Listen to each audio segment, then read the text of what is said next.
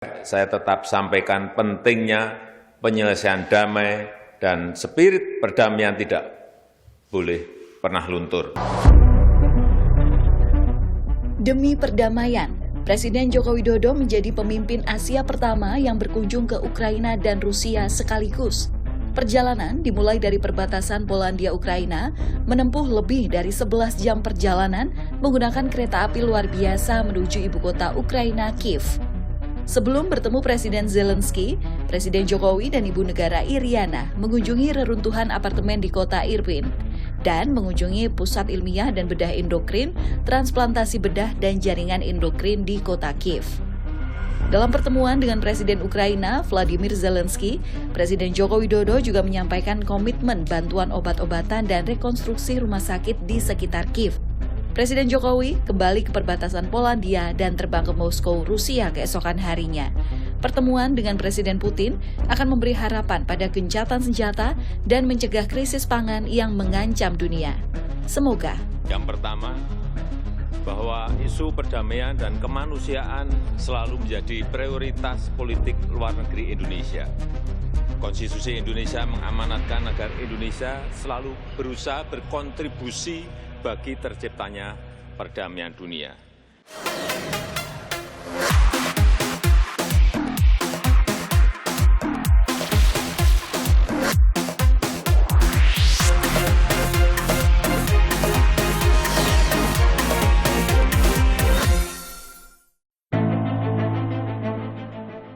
Pada rapat paripurna ke-26 masa persidangan 5 tahun sidang 2021-2022 di ruang rapat gedung DPR RI pada Kamis 30 Juni lalu, rancangan Undang-Undang RUU tentang Kesejahteraan Ibu dan Anak atau KIA telah disetujui sebagai RUU inisiatif oleh DPR RI. Sidang Dewan yang terhormat, dengan demikian ke-9 fraksi telah menyampaikan pendapat fraksinya masing-masing. Dan kami menanyakan kepada sidang Dewan yang terhormat, apakah rancangan Undang-Undang tentang Kesejahteraan Ibu dan Anak dapat disetujui menjadi RUU usul DPR RI? Cuti melahirkan 6 bulan bagi ibu bekerja yang tertuang dalam rancangan Undang-Undang tentang Kesejahteraan Ibu dan Anak atau RUU KIA sempat menuai pro dan kontra di masyarakat. Dorongan untuk secepatnya mengambil keputusan terhadap RUU KIA sebagai usul inisiatif ini sempat diutarakan Ketua DPR Puan Maharani. Menurut Puan, hal ini bertujuan menciptakan sumber daya manusia atau SDM Indonesia yang unggul dan juga bisa menjadi payung hukum untuk menjamin kesejahteraan ibu dan anak.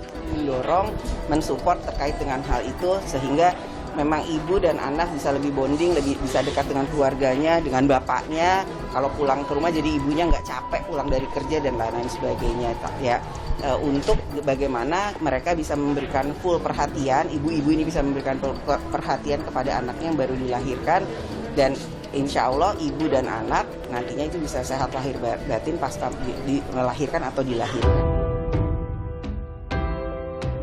Dalam usulan tersebut disebutkan, cuti melahirkan diusulkan minimal 6 bulan dan tetap digaji penuh pada 3 bulan pertama, dan menerima 75% gaji di 3 bulan berikutnya, dan cuti 1,5 bulan bagi ibu yang keguguran. RUU KIA ini menitik beratkan pada masa pertumbuhan emas anak atau golden age yang merupakan periode krusial tumbuh kembang anak. Masa ini sering terkait dengan 1000 hari pertama kehidupan sebagai penentu masa depan anak. Menurut Puan, ibu wajib mendapatkan waktu yang cukup dalam memberikan ASI bagi anak-anaknya, termasuk ibu bekerja. Selain soal cuti melahirkan selama 6 bulan, RUU KIA juga mengusulkan cuti untuk ayah selama 40 hari. Dengan cuti ayah ini diharapkan suami bekerja dapat membantu istrinya merawat anak yang baru lahir.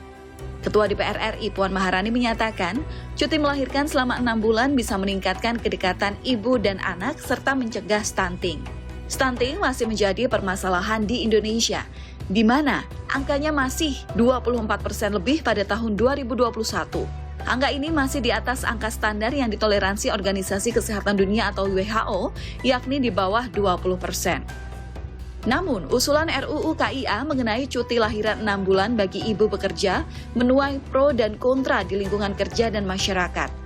Asosiasi Pengusaha Indonesia merasa tidak dilibatkan dalam pembahasan cuti melahirkan tersebut. Ketua Bidang Ketenagakerjaan dan Jaminan Sosial Apindo Anton J. Supit menyatakan, angka stunting bisa diturunkan dengan perbaikan layanan kesehatan bagi ibu hamil. Jadi hal ini tidak terkait langsung dengan ibu yang bekerja.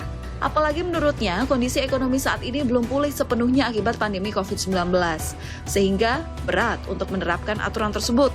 Selain itu, aturan tersebut akan menimbulkan diskriminasi bagi pekerja perempuan.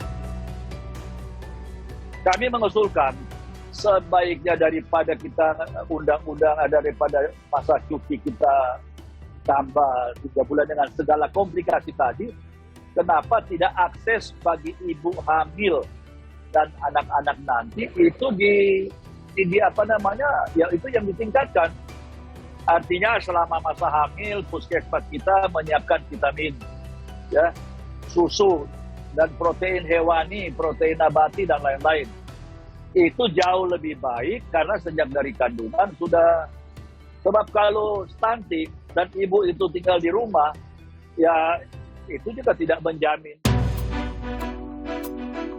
Partai Buruh bersama elemen Serikat Buruh mendukung RUU Kesejahteraan Ibu dan Anak terkait cuti melahirkan.